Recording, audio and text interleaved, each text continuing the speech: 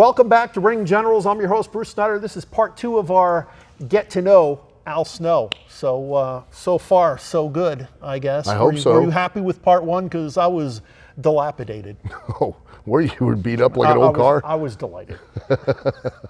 You told us in part 1 that you didn't really see yourself going into business. You saw yourself as just a wrestler. Sure. When you were a young Al Snow, as a matter of fact, you probably had a different name at that point. Yeah. So, did you have a favorite wrestler growing up? Oh, plenty, yeah. Where did you grow up? You grew up in Cincinnati, right? In Ohio, I'm sorry. I grew up in Lima, Ohio, which is basically right off I-75. It's an hour south of Toledo, an hour north of Dayton. So that would have been a combination of Georgia Championship Wrestling, and if you go before that, that would have been the Sheik's old territory, It was right? the Sheik's old territory, big Right. time wrestling.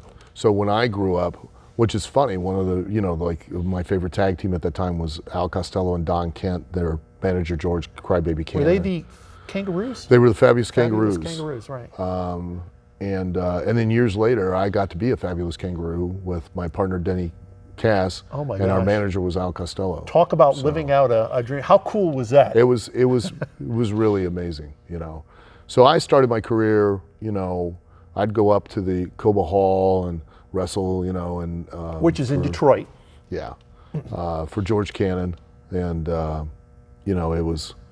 met all those guys, the old days when they were on the back end to a degree at the late '70s, early '80s. They were either in their prime or they were just starting to wind down a little bit.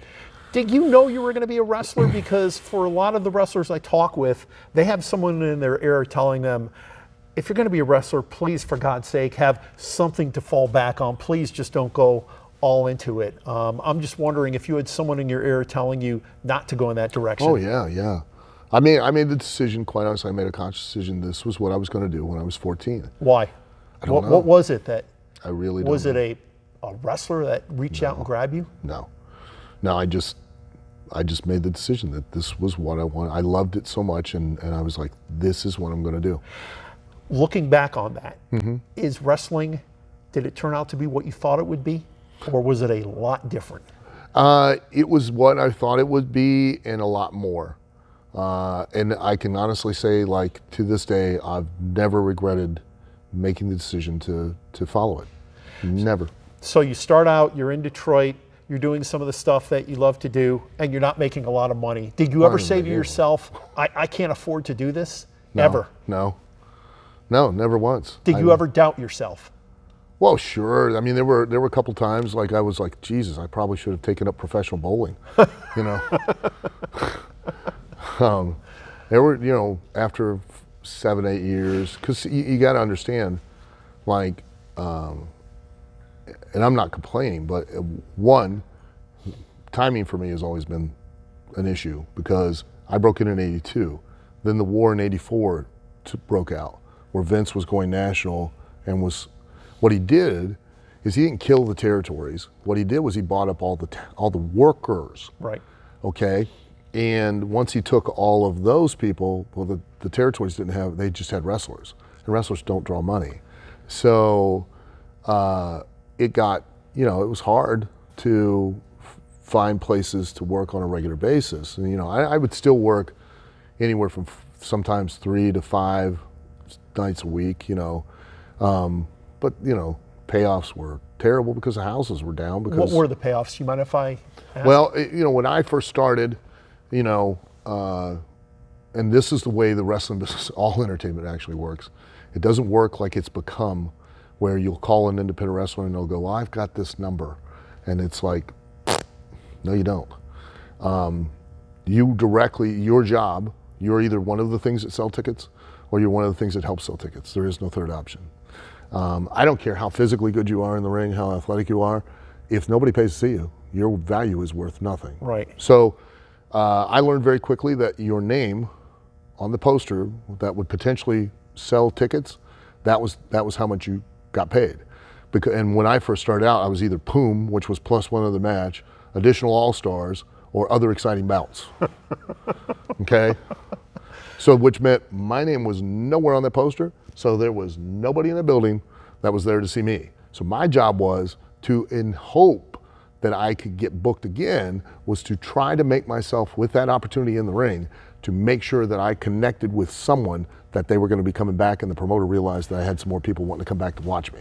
That is so out of the box thinking. Because, Not at all. well, but for a lot of people, if they're going to make, and I'm going to take a guess, and I'm going to guess you're looking at an average of like 50 to 75 bucks, something like that, when you're first starting out. No, Now a lot more. a lot less. A lot less? Yeah. Oh, the way you looked at me, I thought you were going to say, don't insult me with that. I know.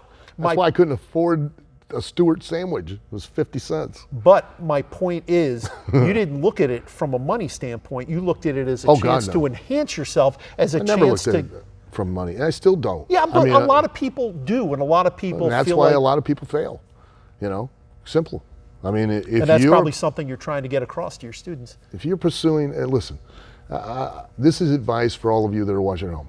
You got a job you don't like, you complain about every day. You're not a goddamn tree. Leave. You'll go find another job that sucks anyways, because you're not following your passion anyhow. You're just doing what you think is safe with this false sense of security, because you are going to get the same check every week, whether you just go in and hate and put in your time because you feel secure. And you're fooling yourself. And if you're not happy, change it. Simple as that. You're in control. And listen, I didn't make any money, and I never did it for money. I did it because that was what I wanted to do. The money came. I've made a lot of money. And and I'm not putting myself over, and I'm bragging. I've done financially very well. And fame came, everybody these days, everybody wants to be a celebrity. Everybody wants to be famous. I want to be rich. I don't care if anybody knows me. And back then, I didn't care if anybody knows me. What I care about is if I'm famous, it's simply now it gives me value and means that I can potentially draw a certain number of people. My name. I'm no longer Poom. I'm not other exciting bouts. I'm not additional all-stars. I'm now an attraction. I'm a draw. So, using the tree analogy, when were you able to, let's just get to the root of this, when were you able to branch out? And I like your play on words. There. Well, thank you very much. We'll just leave the rest of it Touche. alone. When were you able to see that your career was really starting to go and really starting to go in the direction you wanted? When did it When feel promoters would contact me and were bringing me in, what time frame? probably around 7 or 8 years into the business. So right around was starting- 1989, 1990, something like that. Somewhere in there. Okay. Yeah. Where I was a heel, and I was a good heel, and I was the heel that would be brought in to basically really put the main babyface over, but I was capable of being able to do that and then still retain some heat that would allow me to come back again. And you didn't let your ego get in the way. That didn't bother you. Oh no, That- I don't care. The only thing that's fake about wrestling, that's the one that people, the misnomer, it's just the finish. That's the only thing that's fake. Nothing else about wrestling is. Everything about wrestling is quite real. It's just the intent behind it. So why would I care if I lost? As long as I can evoke a very strong emotion, get them to pop, which truly pop is not what they claim, where they go, oh, did you hear him pop? Did you hear him pop on my entrance? Well, turn around and go back in. They're done. Because pop is short. It quite honestly is a shortened term for pop their nut. Have an orgasm. And let's face it, guys, after you have an orgasm, all you want to do is eat a sandwich, go to sleep. It doesn't matter how hot she is, but you're done. And it's the same for the audience, They want to eat a sandwich and go to sleep? if you get them pop hard enough. There you go. And that's the goal, that's the endeavor, and the place that you want that to happen is on the finish. You want that maximum, you want them to, I always give advice to the guys, if you want to know you had a good match, don't worry about somebody writing a review, okay? You want to know you had a good match genuinely. Did you get this audience to physically take some kind of action? When you won and you were the babyface, they stand up and cheer? Did they try to clap you on the back or shake your hand as you walked out? That means that no matter what they thought, when they came in here, you got them so caught up in that story and who you were and why you were doing what you were doing that they got so emotionally involved that they forgot and they physically took action. If you're the heel and you won, how close were they to coming into the ring and stabbing you?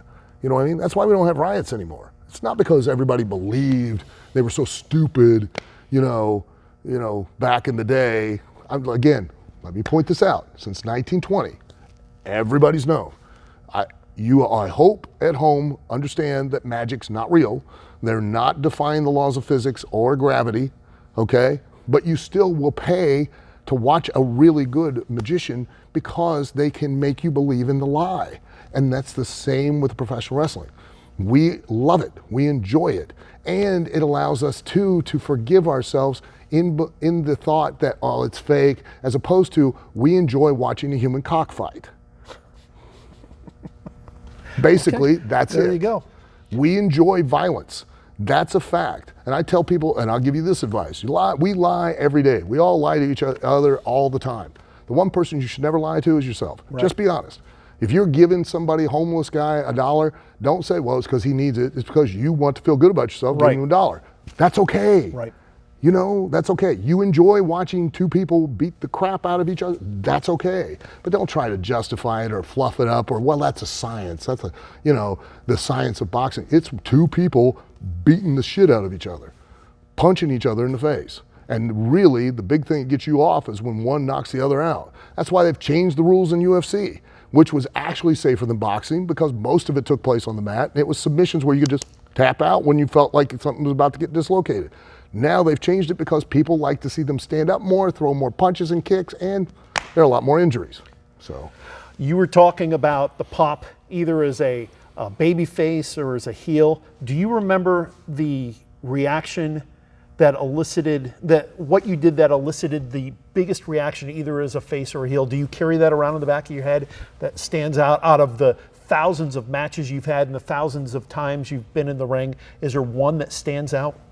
No, there are matches that stand out because the real high of when you're in here is when you're with an opponent and quite honestly, like you don't talk. Like most of the time, like if you really know what you're doing, you're always talking in the ring. Right. Always, and I try to get these guys to do it and they won't. Just recently, not that long ago, I don't know when it was just in the recent past. I worked with George South, okay? And George has, been around for as long as I have. Great guy. Oh my God, he's so good, so good. So I show up at this town in West Virginia and the place is packed and, they put on 3 or 4, we're like on 5th or something. I don't see George, okay? George is out at the gimmick table, the merchandise table where he's selling his stuff. And you're not getting him to leave that early. That ain't happening. Okay, and I got there late. I literally got there just as the show started. So I didn't get to see him. He's selling bottles of water. He is like literally a traveling Walmart, okay? And a shave and a shine and a haircut. He'll give you whatever you need. You just pay him. I didn't get to see him, didn't get to speak to him. I come back, finally he comes backstage literally 2 minutes before we had to go out. I walk up to him, right? And we've done this before where we'll start to argue with each other about who's going to win because I always trying to let him win and he don't want to win. So like even one night we worked and I went to slam him and I fell backwards and I held him on top of me and the ref, he was struggling trying to get off and the ref counted. He got so mad. He got mad because he won the match. Yeah, he won the match. So he ended up cutting a promo and demanding 5 more minutes and literally everybody in the building's like, wait a minute, you won. Why do you want 5 more minutes? So I went in and I did it again and he got even hotter.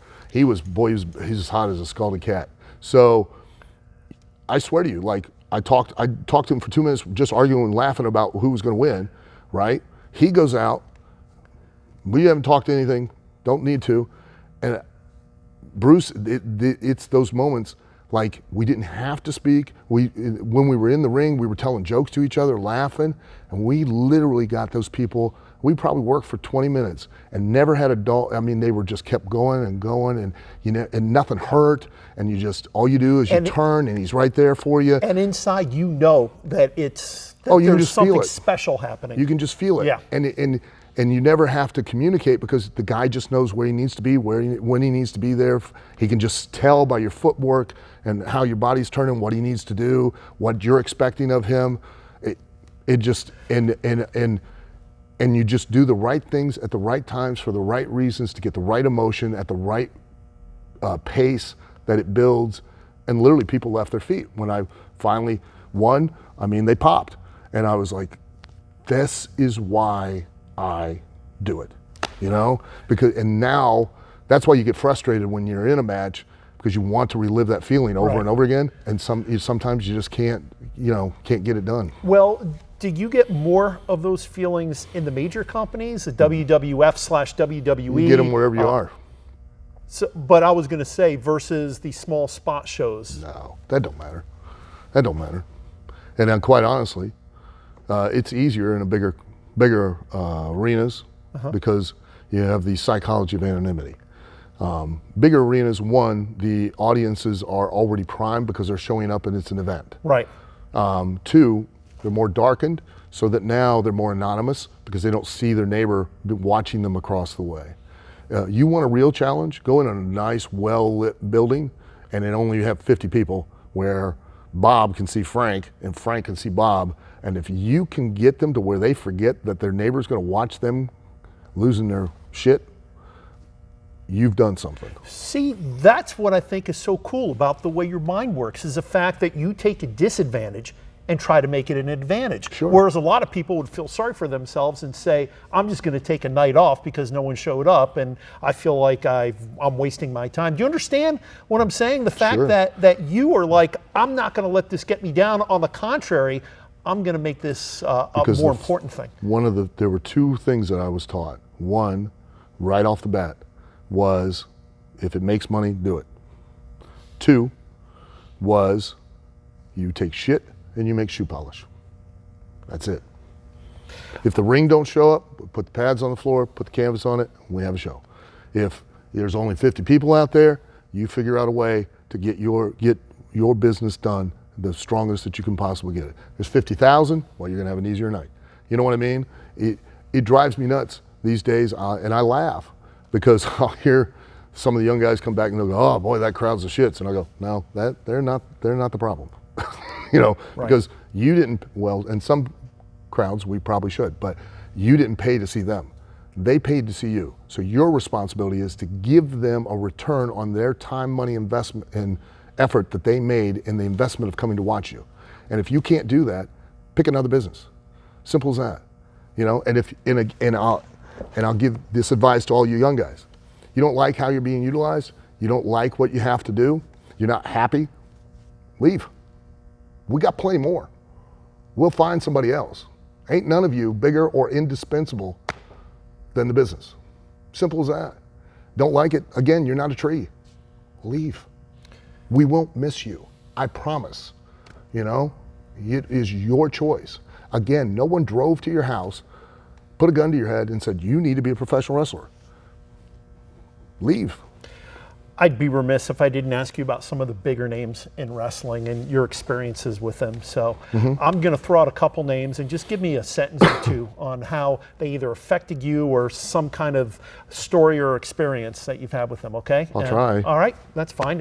If you've never run across them, just say, ah. I've run across everybody. There you go. So let's start with the big dog, Vince McMahon. And everybody doesn't like him because he's the boss. And, you know, Vince loves wrestling. You know, he's so passionate about it and he's so driven and he's so obsessed. And, you know, he knows how to surround himself with the right people. And he's not afraid to, and he understands the rule. You take shit, you make shoe polish. There is one word you never tell him, and that is can't. If he wants to, I was told that when I first came in. He was like, if one of the production people, if Vince wants to run a show in Madison Square Garden and one in LA and run them at the same time, you just walk back to him and go, well, here it is, this is what it's gonna cost. You don't go, oh, we can't do that. This is what it's gonna cost, Vince, and he'll either go, okay, let's do it, or he'll go, well, it's not gonna be worth it. Let's not bother. You know? And too many people these days, not just in wrestling, first word they gotta come out of their mouth. I took over here, and for all I've heard for a year and a half is, you can't do that. You can't do this. I'm hearing it now. Well, you can't go on national. You can't do that. Well, the talent ain't ready. How the hell do you know? And how do they get ready? Do you know what I mean? Right. You gotta you either gotta do stuff and learn how to do it, or you just sit back and you basically, you wither away, you just die. And I'm always moving forward. And is it going to be easy? Is it going to be simple? Nope. But it ain't, we're going to take shit, and we're going to make shoe polish. That's what we do every week. Hulk Hogan. Great guy, and an amazing worker. Really, I mean, let's face it. I don't think he gets enough credit for These knuckleheads, they're like, oh, Hulk Hogan can't wrestle. Well, first, Hulk Hogan can. Here's how I know he can, okay? Is because Hulk Hogan was broken in the business at a time where, not like now, where when you trained somebody, you were held personally accountable for how good that guy was. And if they were not good, they were the shits, they affected business somewhere, you got blackballed, okay? And that's where the term kid came from. I'd use it on Tough Enough, and they were like, oh, he's such a father figure. I didn't take these kids to raise, but they're my kids. Right. Meaning, I'm still 56 years old. I'm the guy that trained me, Jim Lancaster. I'm his kid. And if somebody sees this interview, one of the old timers, and they don't like what they're going to call him, and guess who's going to get a call? And I have to explain to him, because I'm still a reflection on him, period. Okay? So a noted hooker, I always forget his name. Lou Fez? No. Are you talking about Hiro Matsuda? Hiro Matsuda. Broke his ankle the first time. Broke Hulk Hogan's ankle just so that hooked his ankle and broke his ankle. During training. He came back, and you don't think Hiro Matsuda's not going to teach this guy how to wrestle? Yeah. But the audience didn't pay to see Hulk Hogan wrestle. They paid to see Hulk Hogan be Hulk Hogan. And that's what guys don't get, Listen, I've forgotten, and it's not a brag, I've forgotten more hooks, switches, reversals. When I broke in, you were either what they called an entertainer, which was only about 10 to 15% it was starting to get more at that time, or the old timers, which you were either a hooker or a shooter. And I spent years with Al Costello, and that's all he was a hooker. So guess who got stretched all the time and got shown come here, mate, come here, let me show you this. And I'm like, screaming. And then I learned how to hook guys. So I know that stuff, I tell people all the time, when I was in Smoky Mountain, I literally could stand on the ring apron, again, not bragging, and you can see tapes of it, and I could stand outside on the ring apron, spring up to the top rope, turn in midair, land on the top rope, moonsault in. Didn't make a dime.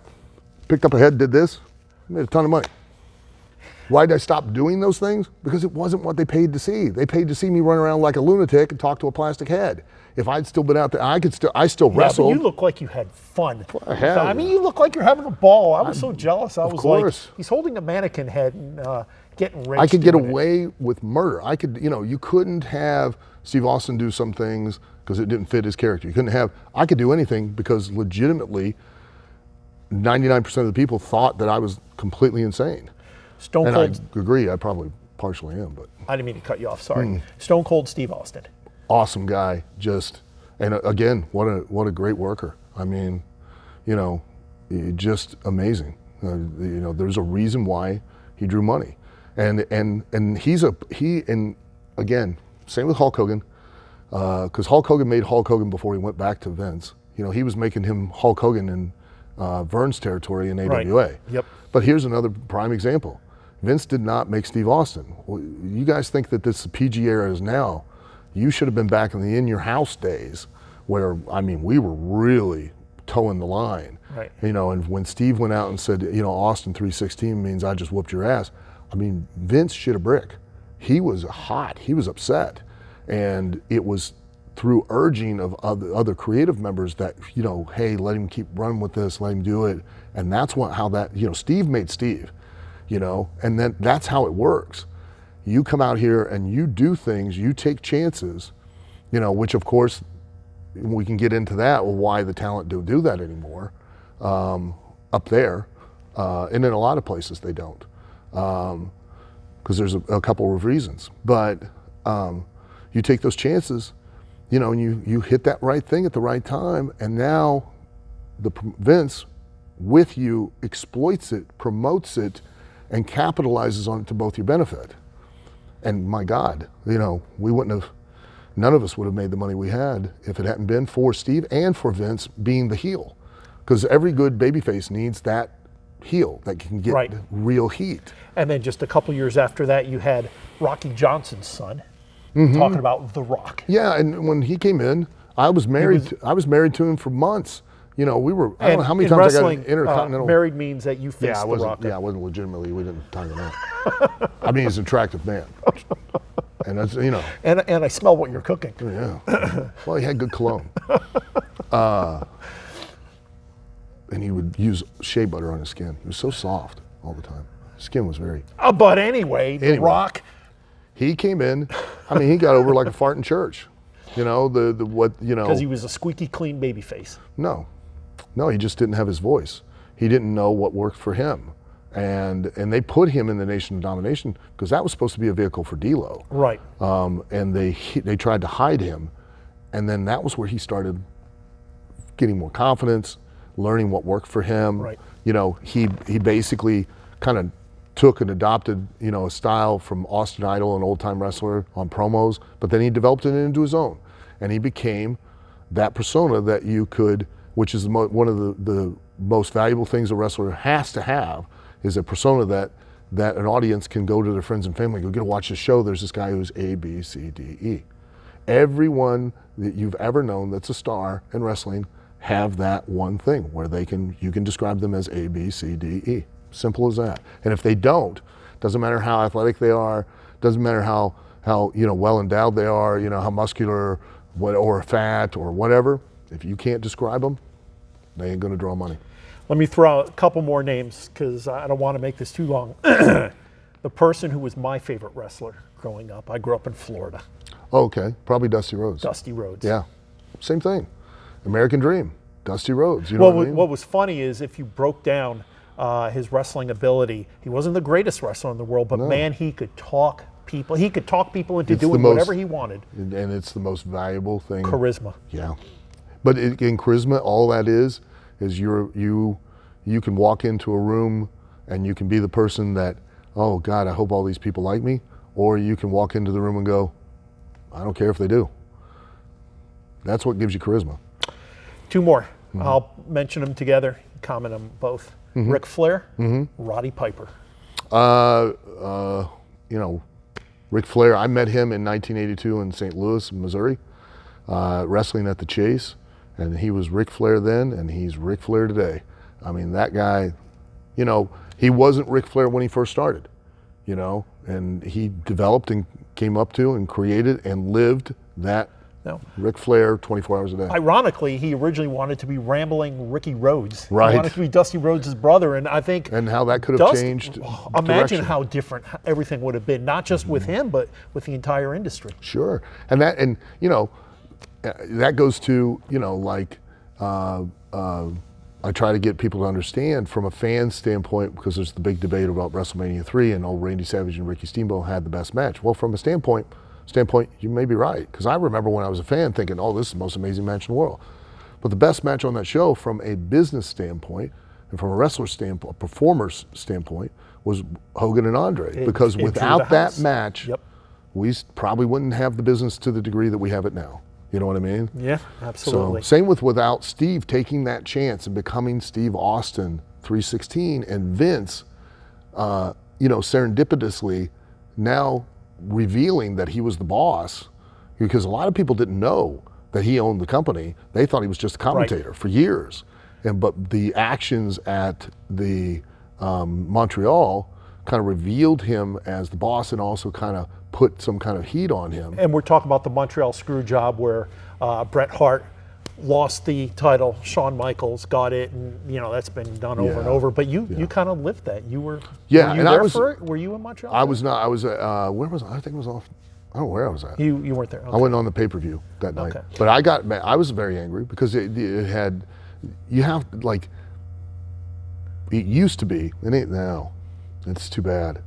But used to be there was a code in wrestling, and it was much like the mob. There were certain rules, and there was certain code of etiquette, certain code of behavior, certain code of actions, and it was understood because that kept and maintained that trust. Because this is such an oxymoronic, dichotomous business. Because at one point as a performer, you've got to go out and be an individual and be a star. It's totally 100% on you to be a star. But at the same time, you can't be a star without everybody else doing their part Right. to make you a star. Well, just like a football team, if the offensive line doesn't block, then I don't care how good your quarterback is. Nope. It's not anything like that. You can't win if somebody ain't willing to lose. And you can't lose if somebody's not willing to win. And you cannot get over if all the boys don't agree to be, not just let you win. Right. You can go in here and you can just let somebody beat you. But you can go in here and now make that guy look like a star and get him over. And the only reason you do that is because if he gets over, well, you're making $50 a night. But now he gets over, you're now making $150 a night. And you know, granted he's making $2,000, but if he don't get over, we're all going to just make $50 or we're all going to now go out of business. Let me ask you about Piper real quick. Yeah. Why I think he was so important is he was like the first true heel commentator Yeah, and on he Georgia was Championship Wrestling. he was he was the epitome of really being a heel. Right. And we don't have those anymore in the Right. wrestling business. The heel's job is not to get heat. Heel's job is to be the guy that gets the babyface over. Right. Is the antithesis to what the babyface is. And Roddy Piper was great at that. Okay, so as we wrap up, you tend Sure. to know a lot about wrestling. Let's see how much don't you know know about about the that. I'm little sure factoids, okay? Some people might disagree. Time for Bruce's wrestling trivia. Sure. Chris Jericho, you've heard of him? Oh, His- once in a while. His father, Ted Irvine, played professional sports. Yeah, I think What sport did he play? Baseball, hockey, or basketball? hockey, and I think he played for the Calgary Flames. You should have quit while you were ahead. He did play hockey. Played for the Bruins, the Kings, the Rangers, and the Blues. Oh, I thought he played for Calgary. That's okay. Sure. WrestleMania 3, I can't ask you this. You already gave the answer. I was going to say, what was it most famous for? The record-setting attendance or no electricity in the building or an all-female main event? Record-setting attendance. Okay, there you go. Which is in debate. Meltzer always debates that. Debates the numbers. What was your ring name when you teamed with Marty Jannetty? Leaf Cassidy. According to IMBD, what was the first movie you were in? And I'll give you a hint. You were uncredited. Uncredited? Your first uncredited role. Oh, that would probably be Rudy. Yes. Yeah. Very good. According to IMDb, what was your first credited movie role? I think Keeping Up with the Jonesers. I was the skunk. You're absolutely right. Good job. What year did the WWF change its name to WWE? 2000, 2002, or 2006? I don't know. Take a shot. I couldn't tell you. 2002. Okay. Remember Vader? Yeah, very well. All right. He was drafted in the third round of the NFL back in 1978 by what team? I think the Denver Broncos. No. No? The Bears, the Cardinals, the Dolphins, or the Bengals? Probably the Bears. Well, close. The Bengals. Okay. Let me give you a couple more here, and then we'll No wonder call we it a did. night. No wonder we never won. Who did Bruno Sammartino lose the WWF Championship to in 1977? Superstar Billy Graham. See, I didn't even need to give him the options. It was Superstar Billy Graham. They made a lot of money. All right, last one. Billy Graham was good. Yeah. He was the woman's pet, the men's regret. Yeah. I just didn't say it the way he said it. He could talk and he had the look, you know. And you know what? He really wanted to be a face. And Vince McMahon Jr. has said that if he was the one in charge, he would have turned Billy Graham face. But he was so good never as a did. heel. But they thought they could, like he ran, he was heel champ for a year and a half, whatever. Yeah. And then Bob Backlund came in. They were Right. saying that Superstar Billy Graham would have all of a sudden, had a whole new set of opponents to work with and would have popped the place wide open. He would have. They drew big money wherever they went with him and San Martino, and he was he was like a very muscular Dusty Rhodes. He had that charisma and that delivery on the mic that you just can't find. Let's see. Last one here. Yeah. I can't ask you that. Sure you can. In what national promotion were you first Al Snow? National promotion? Yep. That'd probably be ECW. The man here. Hey. He's the champ. The one and only Al Snow. Al, for folks that are watching this for the first time, they want to follow you. They want to get in touch with you. Can you give us some social media accounts? I love it when they touch me. Social media on all Well, platforms. we're just good friends. Yeah, true. Okay. Back to the rock. Social media would be The Real Al Snow. Again, there were some fakes. And if you do fake me, I will just message you and say, aim the bar higher. If you're going to be a celebrity, why are you picking me? And for then OVW? OVW is, you can go to ovwrestling.com. You can go to aswa.live to get information on the school. And you can follow OVW at Ohio Valley Wrestling, I believe is on Facebook. On Twitter, I think it's OV Wrestling. And then on Instagram, it might be OVW. But just put Ohio Valley Wrestling and or the acronym, you'll figure it out. You know, it's not that hard. It's 3 letters, guys. And of course, you're watching us here on Ring Generals. Please, if you don't mind, like us if you're so inclined. Follow us. We certainly would appreciate it. Al, it's really been my pleasure. I've been looking forward to this for a long time. Thank you so much. I got to say, follow us, watch us on U2 America. We will be premiering April 3rd on Friday nights at midnight. It's OVW Wrestling. Yes, I know that's redundant, but some people don't know that OVW, the W is wrestling, and they don't know that OVW is wrestling, so I had to do that. And let's make sure people understand, okay? It's U2. It sounds very similar to YouTube. It's not YouTube. It's YOUTOO. U2 America. Right. It used to be America One Network, and they merged and became U2, like Also America. So, Continued success with everything. thank you very much. You're a part of it. Thank you.